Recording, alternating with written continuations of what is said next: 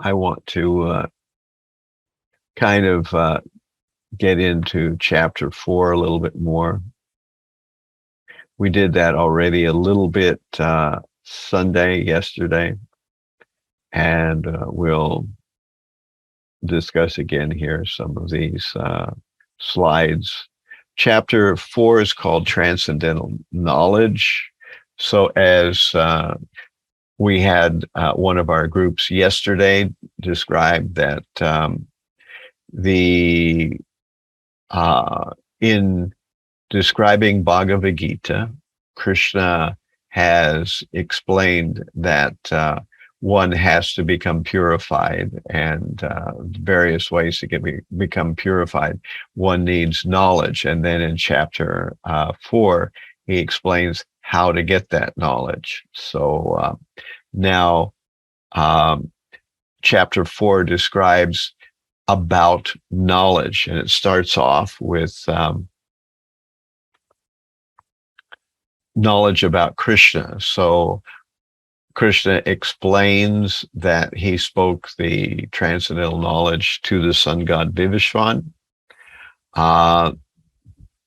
And Arjuna said, well, you and I are, Krishna, are almost the same age, so how could you have spoken it to the sun god many, many, many years ago? And Krishna replies that I have, both you and I, we have taken many births before, but I remember them and you don't.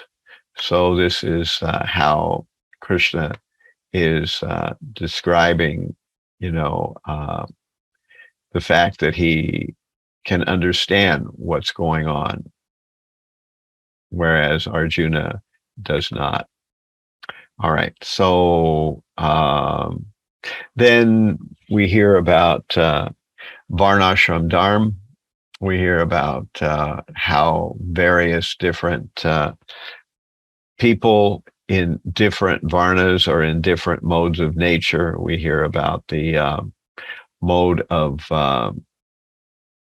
goodness being there for the brahmanas. We hear about the mode of passion being there for the kshatriyas. And we hear about the modes of passion and ignorance being there for the vaishyas. So passion and ignorance combined make the mode of the vaishyas. And finally, shudras are in solid ignorance. So these 4 varnas are occupational divisions. And as we say, the brahmanas are in goodness, the kshatriyas are in passion, the vaishyas are in passion and ignorance, and the shudras are in solid ignorance. All right, so now we hear about Krishna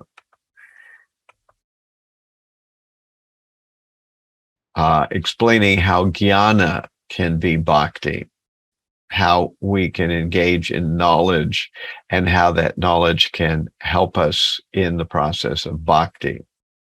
And then there's this mysterious section from 25 to 33, where we find out about different kinds of yajna. And then the last section, 34 to 42, that's where Krishna is describing knowledge in the highest sense, and he talks about where it comes from is the spiritual master. So that's what's happening in the 5th section of 4th chapter. We talked about the difference between jnana and bhakti jnana. I'm not going to talk about that again. We're also in chapter 4, we hear about this difference between action and inaction. So Krishna says this peculiar thing: one who sees inaction in action and action in inaction is intelligent. So this sounds very mysterious. Krishna is saying, seeing action in inaction and seeing inaction in action. So what in the world could that possibly mean? And What it means is that, say you have someone who wants to be a yogi meditator, and they have many material desires, and they stop working. They just sit and they try to meditate, but their mind is active, thinking about all the things that they want to do. So their body is in inaction. The body is not doing anything. The yogi meditator is not active. So we can say his body is in inaction. However, because his mind is full of material desires, he's full of action inside. And eventually he'll come out of his meditational, you know, apparent status. He won't be able to stay in the meditation because internally he's got so many things going on. His mind is active with so many material desires. So such a person, externally, they are still, at least for the time being. And internally, there's all kinds of material desires wrestling around. So this is inaction in action. So externally, it looks like inaction. Internally, it's full of action. Now let's look at the other side, action in inaction. You have a devotee. You're comparing this to the person who is putting on the external, show of meditation. But a devotee is not externally still. The devotee is doing all kinds of things. The devotee is eating, he's chanting Hare Krishna, he's going on Sankirtan, he's cooking, he's engaged in a program. So the devotee is doing all kinds of action. However, internally, the devotee is quiet because his material desires are dovetailed by wanting to please Krishna. So although externally it looks like the devotee is doing all kinds of things, because internally the devotee is not trying to get material happiness. He's not striving for all kinds of material things. He is inactive inside. So the fake meditator is still or inactive on the outside, but inside there's all kinds of things going on. Whereas a devotee is active on the outside, but inside there is no karma going on because he is satisfied in Krishna consciousness. So that's what's meant by this action and inaction, which is in verse 418. Any questions about that?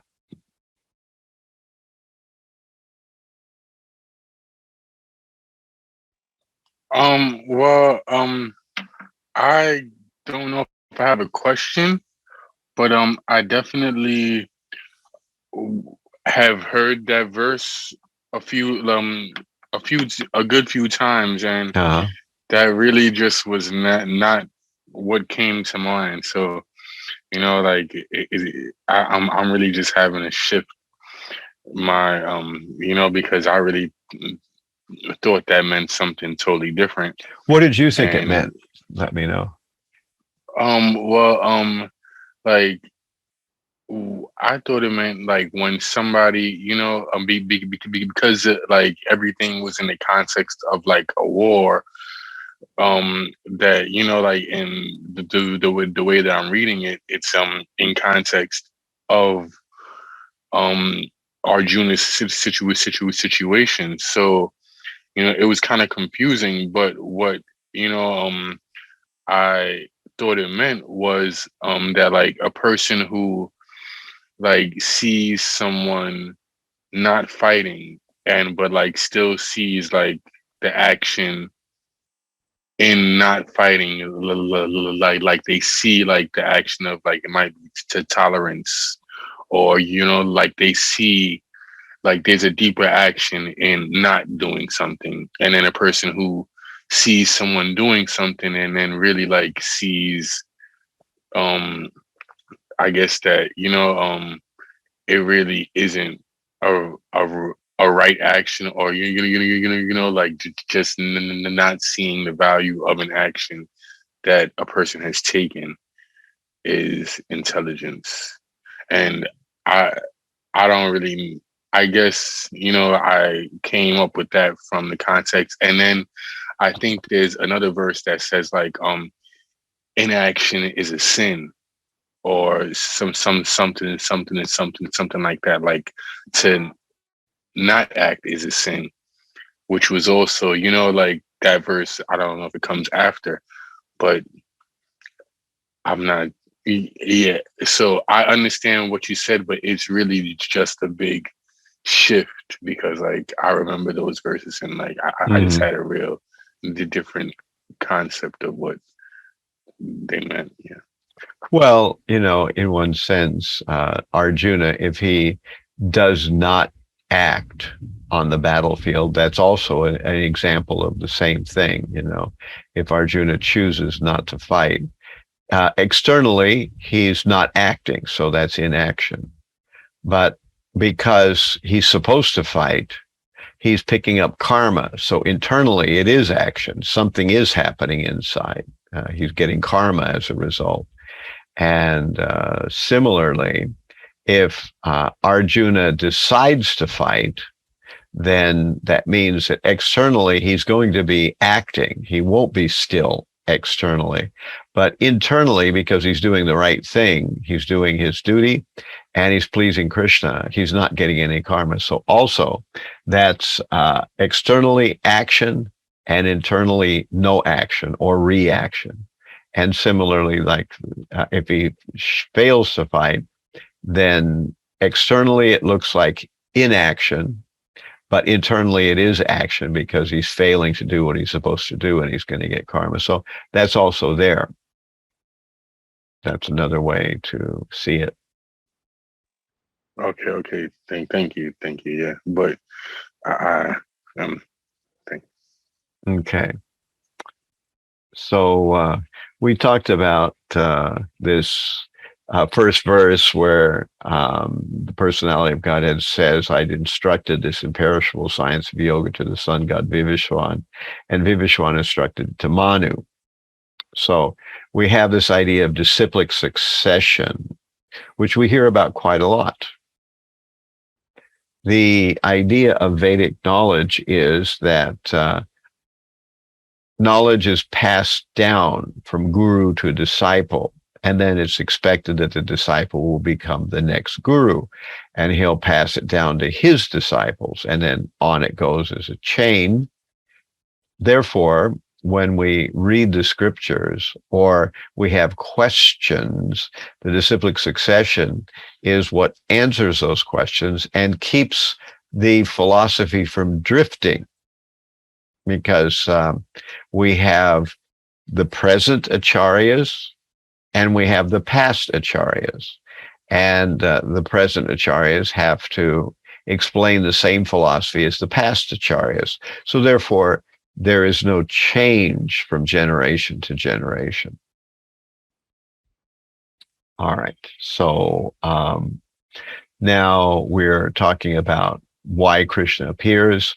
We had one of our breakout groups yesterday gave the reasons when there is a breakdown in religious practice, then Krishna appears. He appears to deliver the pious and to annihilate those who are demoniac and to reestablish religion. So this is two important verses, starting with Yada Yada Hi Dharmasya Glanir Bhavati Bharata Bhutanam Adharmasya Taratmanam Shujami Aham. And then we have Partranaya Sadhunam Vinashaya Duskritam Dharma Samstapanartaya Sambhavami Yuge Yuge. So this is all the basic stuff in the very beginning of the fourth chapter of Bhagavad Gita about transcendental knowledge. Krishna explains these things. And then we begin to move into another section. And of course, we discuss these various avatars, that there are Purusha avatars, 3 categories of them, which is Mahavishnu, or sometimes called Karana Vishnu. Karana means causal. Maha means great Vishnu. So there's only one Mahavishnu. But there are many Garbha Vishnus, which are the first Vishnu in each expanded universe. And then there is a Kshirodakshai Vishnu who lives on Svetadweep. And each universe has its own Kshirodakshai Vishnu. Each universe has its own Garbhodakshai Vishnu. So besides these Purusha avatars, we have the Guna avatars, which is Brahma, Vishnu, and Shiva. Brahma is in charge of mode of passion. Krishna is in charge of the mode of goodness, and Shiva is in charge of the mode of goodness. Then we have Leela avatars who perform various Leelas that they enjoy, various pastimes. Manvantara avatars, they are the Manus, and also they take birth within the Manus for a particular purpose. Example of them are like Vaman Dev and I think Kurma Dev, et cetera, not Kurma, but Varaha Dev are examples. What's avatar? I think Matsya Avatar as well. They come in a certain place.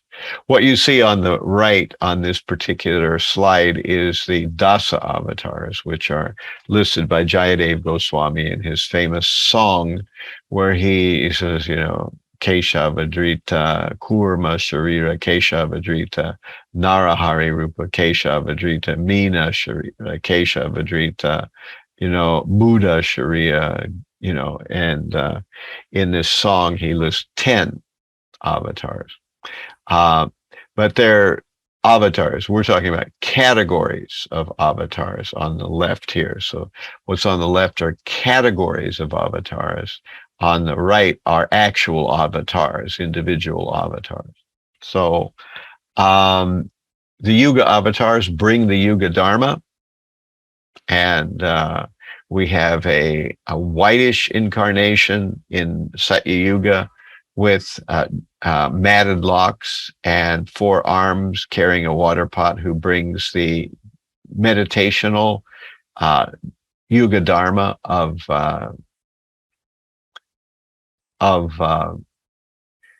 Krita Yuga, or of what's it also called? Not Traja, but somehow or another, my mind won't remember that word. So Krita Yuga is the first of the yugas, the best one, the yuga that everyone has a good consciousness in. Then there's Treta Yuga, which is where things diminish, and there's a Yuga Dharma avatar who comes for the presenting of the Dharma of performing yagas. And then in Dwapara Yuga, we have the Yuga avatar, which is, of course, Krishna, who comes to give the Yuga Dharma of Dwapara Yuga, which is to do deity worship. And finally, in Kali Yuga, the Yuga avatar is Lord Caitanya, who comes to give the process of chanting the holy name, or the process we know of as Harinam Sankirtan. So, Maharaj, the first one you were talking about, is it Satyug? Satyug, yeah. That's what I was trying to remember. I just remembered it, but you beat me to it by a couple of milliseconds there. So, at any rate, so we have Satya Yuga, which is the process of meditation. Treta Yuga, the process of yagya. Dwapara Yuga, the process of deity worship, and Kali Yuga, the process of Nam Sankirtan. Now, in absolutely every yuga, there are avatars that come, but they're not always the same name. So only in our particular revolution of these 4 yugas does Krishna and Lord Chaitanya come. So in the 28th millennium of the 7th Manvantar, in a day of Brahma.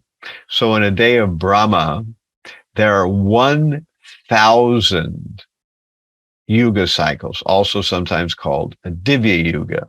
A Divya Yuga is Satya, Trecha, Dwapara, and Kali Yuga all together, all 4 of them. So just like in the seasons, we have spring, summer, fall, and winter. When you put them all together, we call them the 4 seasons, or we call them the year. So similarly, in yugas, we have Satya, Trecha, Dwapara, and Kali. And when you put them all together, they're called a Divya Yuga. And there are 1,000 of these Divya Yugas in just one day of Brahma. And in one day of Brahma, Krishna and Lord Chaitanya come only one time. And that's in the 7th Manu. There are 14 Manus altogether. So it's in the middle Manu, in the 7th Manu, that Krishna comes and Lord Chaitanya come. And out of the 71 yugas that are in each Manu, so there are 14 Manus, and each Manu lives through 71 Divya Yugas. So 14 Manus, each Manu is the Manu for 71 Divya Yugas. So 14 times 71 equals approximately 1,000. So only on the 28th one of the 7th Manu is that's when Krishna and Lord Chaitanya come. In all other 999 Divya Yugas, there's no Krishna and there's no Lord Chaitanya. So we're in the one that happened right now. So we were just 500 years after Lord Chaitanya and 5,000 years after Lord Krishna. So we were pretty close. We weren't alive while Krishna or while Lord Chaitanya were on the planet, but we were pretty close as compared to those who aren't even in the same Manu, or those who are in one of the other Divya Yugas, the 29th one or the 27th one. So these are Yuga avatars. And in those Yugas, there's a different avatar for Dwapara Yuga and a different avatar for Kali Yuga. And of course, finally, we have the what are called Shakti Avesha avatars. So Shakti Avesh means someone who is empowered by Krishna for a particular purpose.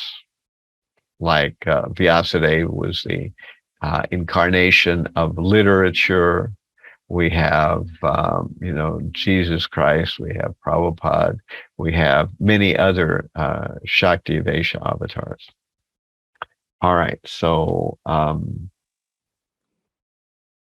we talked about that yesterday. And then we talked about these 9 stages of spiritual progress, that a person gradually becomes purified, starting with Shraddha, which is faith, which leads further forward to associate with devotees, called Sadhu Sangha. Then we have Bhajana Kriya, accepting the initiation from a bona fide spiritual master and following Krishna consciousness under the instruction of the bona fide spiritual master. Then we have Anartha Nivritti, which is giving up of unwanted material desires. And then Nishta, when one's material desires are given up, then one becomes steady, and that's Nishta.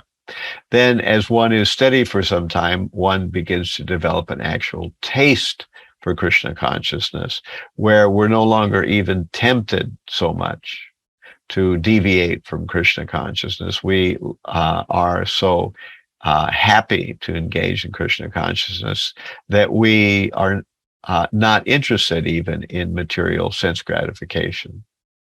That brings us forward to Atta Shakti, which means that we become desiring to have a particular relationship. Our original relationship with Krishna begins to develop.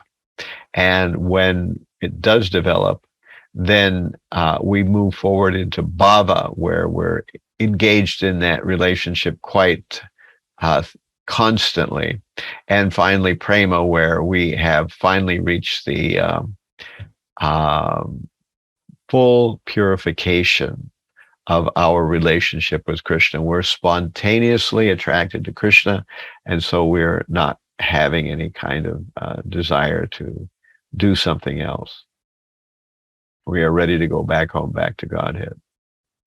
Okay, any questions about that?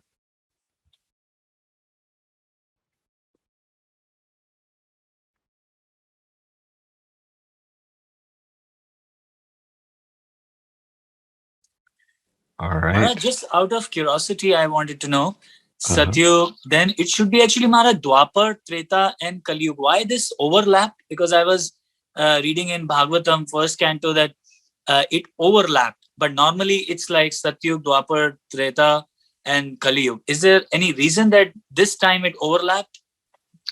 Well, in this particular cycle of 4 yugas, in this Divya Yuga, the order is reversed for Treta and Dwapara. As you say, in all other Divya Yugas, it starts with Satya, then it goes to Dwapara, then Treta, then Kali, because Dwapara means 2 and Treta means 3. So you naturally would think it'd be 1, 2, 3, and 4. But for some reason, in this particular Divya Yuga, we have Satya, Treta, then Dwapara, and then Kali. So those two are reversed. Why that is, I don't know. Whether it has something to do with the fact that Krishna and Caitanya come only in this particular one, or there's some other reason, I don't know. I just know that they are reversed only in this particular Divya Yuga and not in others.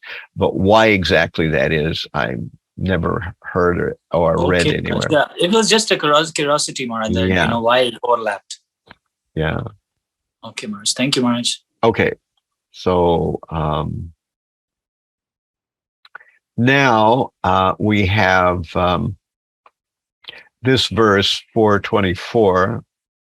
A person who is fully absorbed in Krishna consciousness is sure to attain the spiritual kingdom because of his full contribution to spiritual activities, in which the consummation is absolute and that which is offered is of the same spiritual nature. So now we're getting into this, what I call ultra mysterious section of chapter 4 of Bhagavad Gita, where what does it mean that the consummation is absolute and that which is offered is of the same spiritual nature?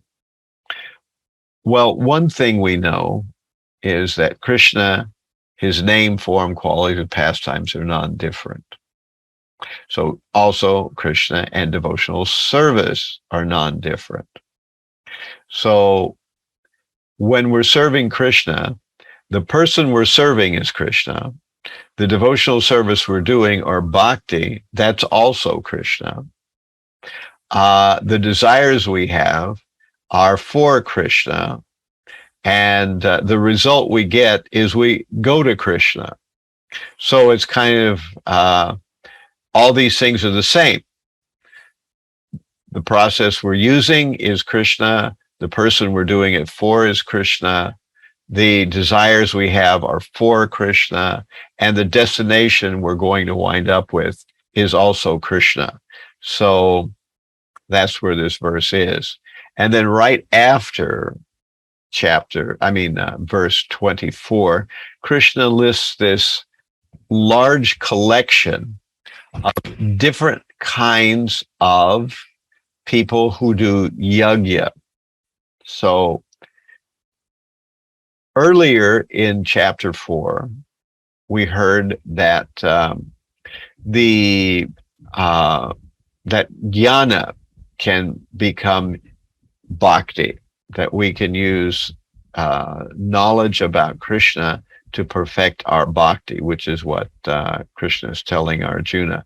But now we're hearing how yajna can become bhakti. So what kinds of yajnas are there? There are those who worship demigods by performing yajnas to them. We have those who sacrifice in the fire of Brahman. So I assume what that means is that a person is trying to restrain the senses and focus on Brahman. Then there's the hearing process of mental control.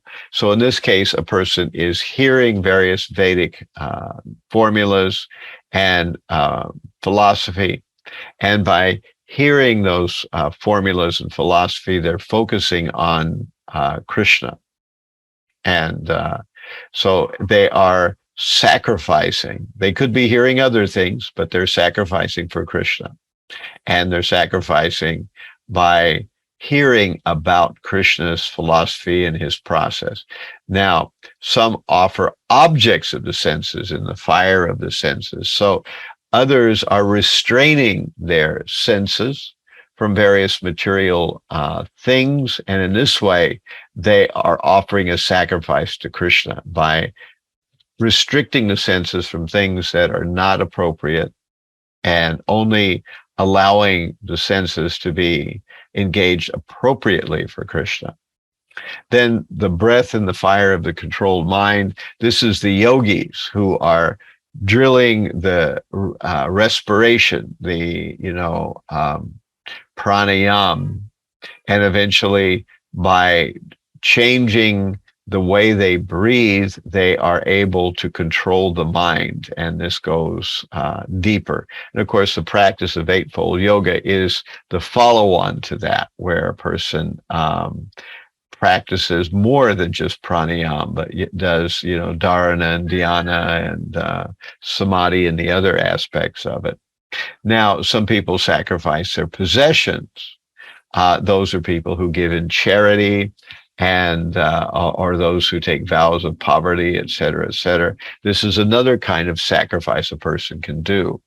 Then practicing strict vows. These are the pasvis, people who eat only a certain thing or a certain time, or people who restrain themselves from a lot of other activities other people do. They stay alone.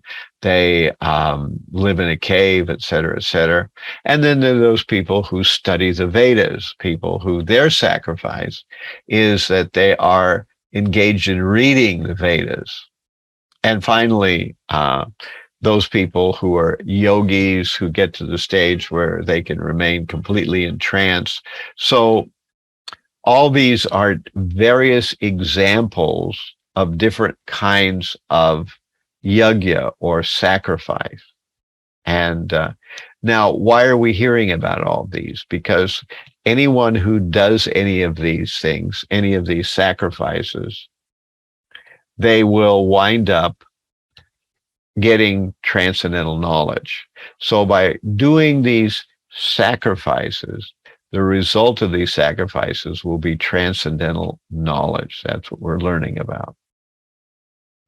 Any questions about that, this mysterious section of chapter 4 of Bhagavad Gita? So Maharaj, feels like it's even sacrifices material things to demigod, or sacrifice for getting liberation, all are transcendental. But then also the sacrifice like to Krishna, not like everything goes to Krishna if we do the yaga, because he's the we call Jaga Purush. Yeah. So then why people, like why Shastra always recommended to do the sacrifice for like bhakti, like do the Krishna consciousness, not going for like, it's not less, usually less intelligence people goes for demigod worship, where they sacrifice too. So where it's anyway, it is sacrifice, and all sacrifice goes to Krishna. So in that point, why preferable is the sacrifice just direct to Krishna, not to demigod, like not going to Right. So what's happening in this part of Bhagavad Gita is that Krishna is kind of going over an inventory of possible spiritual processes that Arjuna has heard about, because Arjuna is a product of Vedic culture. And when he was in the forest with his father and his brothers, they were listening to sages, and the sages explained all these various processes. And so now Krishna wants to go over a summary of all these various processes. And then in chapter 6, he's going to say, well, all these processes are there, but this is what I actually want you to do. So at that point, there's been an entire inventory of all the different Vedic processes. These processes are not identical and they're not equivalent. You know, some of them are better than others. And some are done by people with still quite a bit of material motivation, like worshiping demigods. So in chapter 12 of Bhagavad Gita, which is a different unit than we're in here, but in chapter 12, we find that there are higher versions of spiritual life. So a person who actually serves Krishna is better than a person who simply wants to try to get Brahman. Now, and also we find that a person who performs devotional service is better than one that just works for Krishna. And then a person who just works for Krishna is better than someone who just works but gives up some of the fruits of their activities. And then further down the scale, we find that there's meditation and other things. So these are a pyramid of what's better. And what's always better is devotional service. Although some people are doing these other things, and eventually they will probably come to devotional service too, but not right now. So these other things are examples of people doing sacrifice. That's the word right now that we're focusing on. These are types of sacrifice. They're not all the same. Some of them are better than others.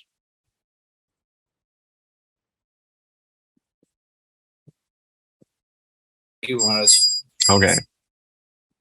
All right. So what we find out too is that there are 12 Majans that we hear about in this part of the 4th chapter of Bhagavad Gita. That these 12 Majans are listed here: Lord Brahma, Narada Muni, Shiva, 4 Kumars, Lord Kapila, Swayambhuva, Prahlad, Janak, Grandfather Bhishma, Bali Maharaj, Sukadev Goswami, and Yamaraj.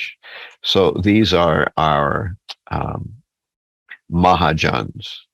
And that way we can learn about how to properly do devotional service, because that's what it means to be a Mahajan, someone who actually understands what's the highest thing, as opposed to people who just think they do.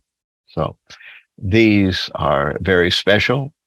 And this is described in the Srimad Bhagavatam, where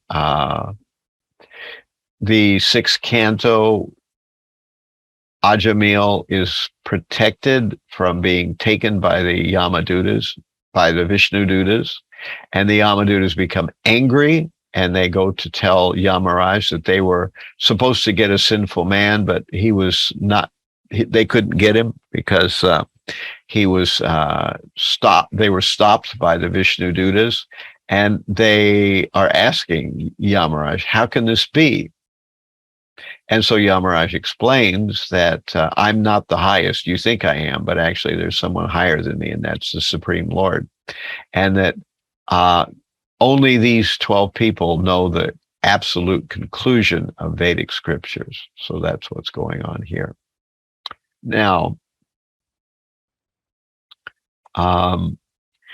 the last part of the 4th chapter of Bhagavad Gita is about the spiritual master. It says, this verse is very important and very famous. Tadvidi pranipatena paraprashnena sevaya upadeksyante te gyanam gyananis tatpadarshana.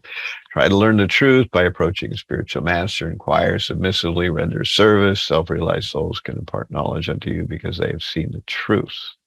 So this is how we get knowledge from the bona fide spiritual master. He's in disciplic succession, and he's teaching only from the scriptures.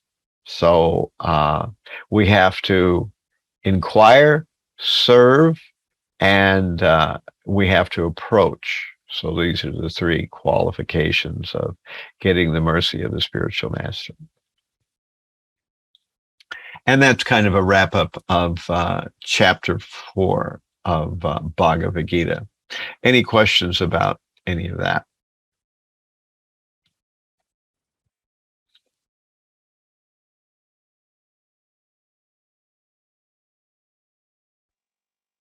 I'm still digesting everything, so just give me a second. I might have a question. Okay.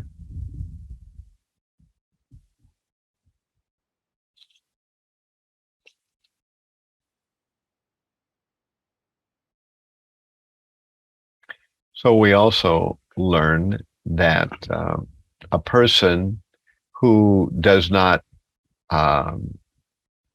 actually care about spiritual life, a person who does not worship the Supreme Lord, such a person is called a pasandi. We talked about that yesterday. And that's described in 12th verse of this chapter, that anyone who thinks that God and the demigods are on the same level is called an atheist or pasandi, because some people don't make any distinction between Krishna and various demigods. So such a person is thought of as a atheist according to Vedic scriptures that we looked at yesterday. This is where this is taken from 4.12, the 12th verse of the 4th chapter. All right, so go ahead. I have a question. I do have a question. And this is a question that I had, and it can really relate to this chapter. The question is, the question is, if if a person is like in Bhakti Yoga, right, and we see that all of these paths don't lead to Krishna, which we feel is, like the best path for us, or like the best result, because is that not like some type of like self-serving, or like is there no like selfishness in saying like going to Krishna is the best place, like, and I want to be in the best place, like if I get to the spirit, so I'm gonna practice bhakti now so I can get to the best possible place in the next life. Is there like, can that not have like a tinge of like, like not being materialistic, but like having some type of goal for oneself, as a result of practicing bhakti, because at times I love Krishna, and you know all the good reasons, but what would keep me on the path is all right, I don't want to take birth again. Mm-hmm. You know what I mean? And it's that is a real reason why I would try to stay as much on the straight and narrow Mm-hmm. as possible. But at times I feel is it really real if I know that my goal is just to not have any more material suffering in the next life? And and then when I think of the spiritual world, I think of a place that I want to be. Mm-hmm. And who wouldn't want to be with Krishna? It sounds like such a great place to be. And if I can practice bhakti for this lifetime and end up in the spiritual, is there no is that not a bad thing to have No, this no, it's selfish not. aspiration? Well, it's not a selfish aspiration, first of all.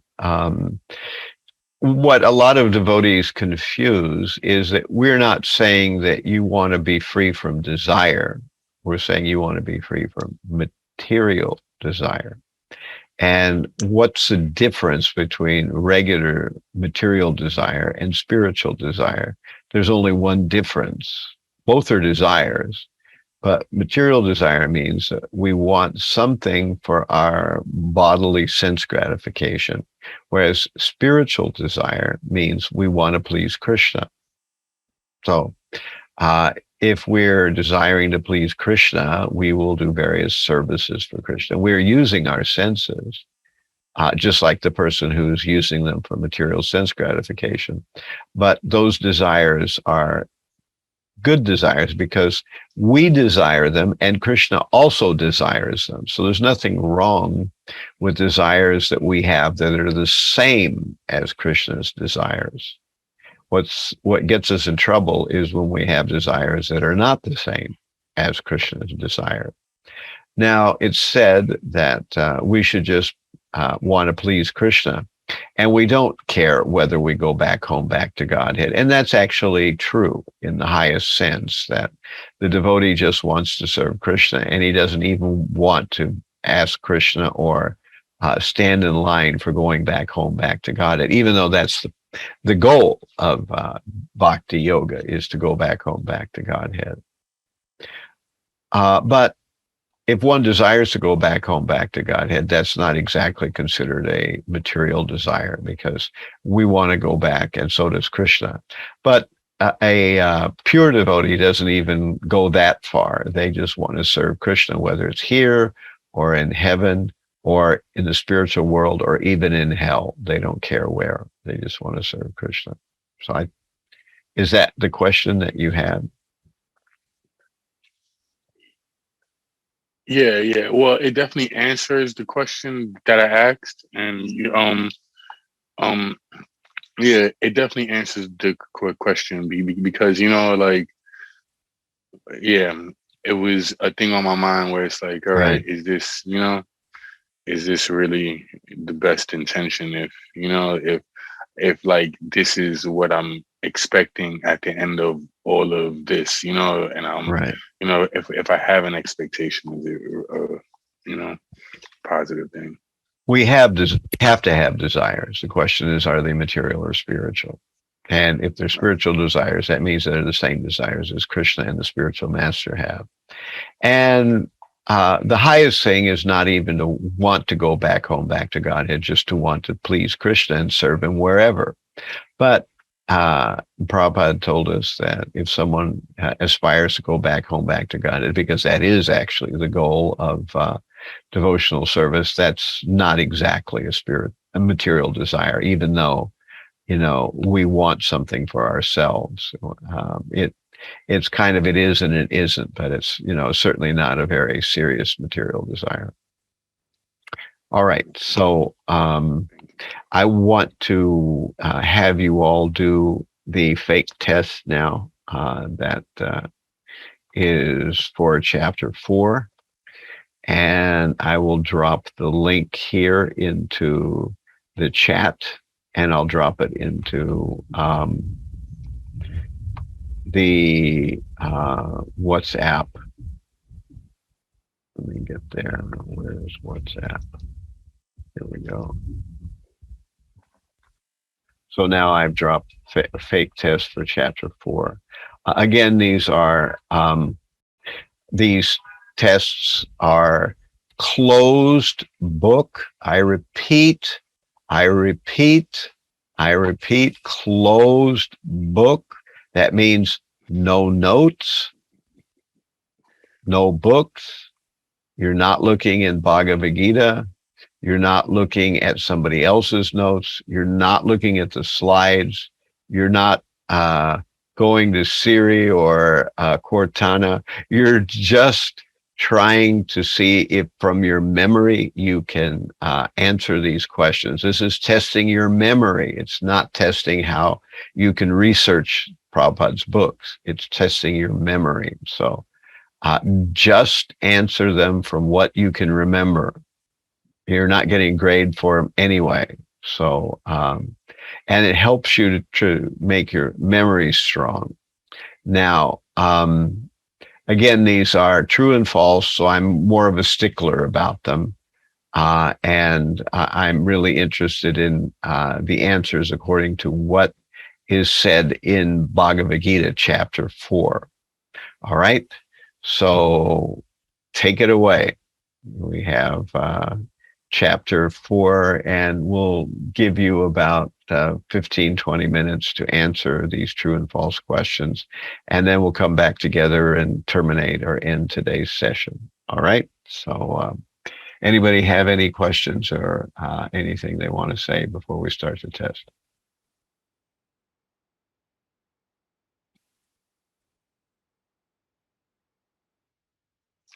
I just wanted to say, Maharaj, I came late today.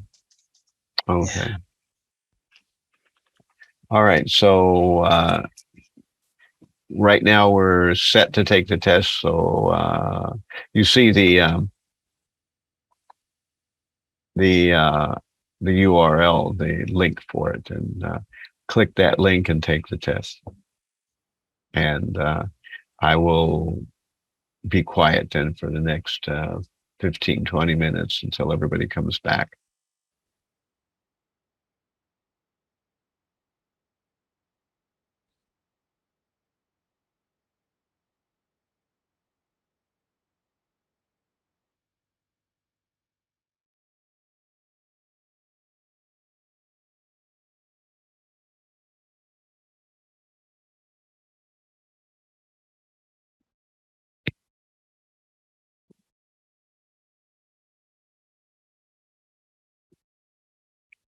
Okay, so I'm wondering, I've got everybody's score except, or everybody's submission except for Pushpanjali. She's still, are you almost finished, or how are you doing on the test?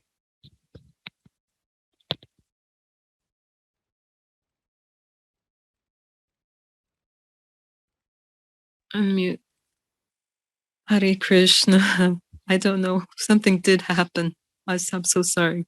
I was listening to everything, and then at some point I just drifted off into a transcendental something. I don't know. And now I'm back to hear you ask. Yes, so there is. You didn't take the test. I didn't take the test. I don't know. At some point I disconnected mentally or something, but I'm back. I don't know where. Well, you can take it later then. Take it after we're finished. So all of you who did take the test, you have a sense of how you did on it and what questions you missed. Any questions about the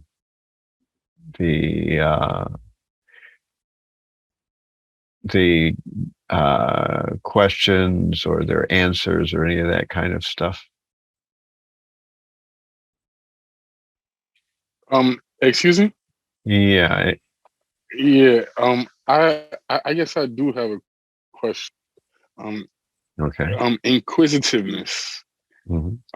I know that right here it's not showing up as a stage in Bhakti, but like, which list is it a part of? Because um, I'm pretty sure that like on some list like asking a guru like sincere questions or like inquiring from a guru submissively or something is like one of the traits in like the path of spiritual, in the spiritual path. So I thought that that might have been that.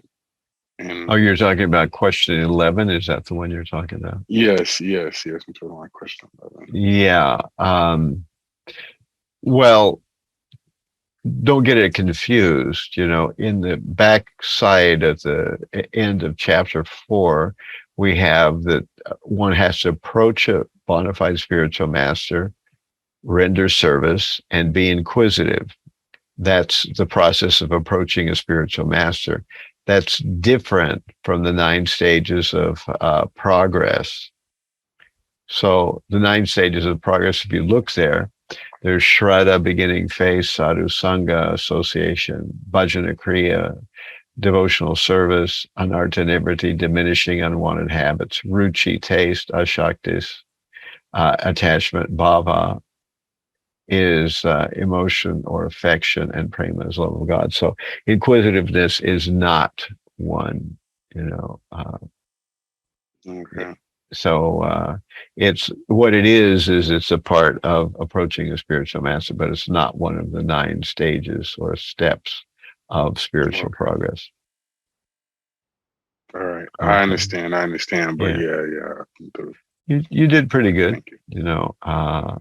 Yeah.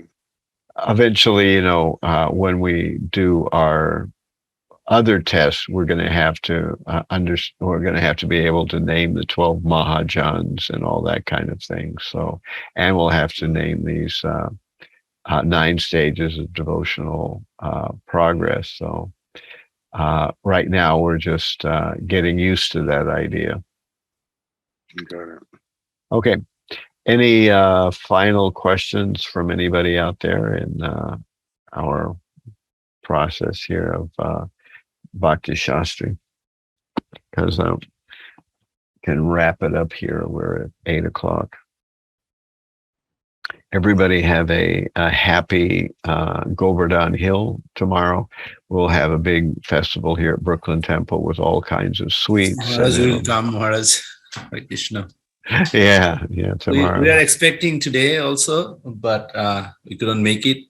But we had a candle in our home today. Diwali candle. You had.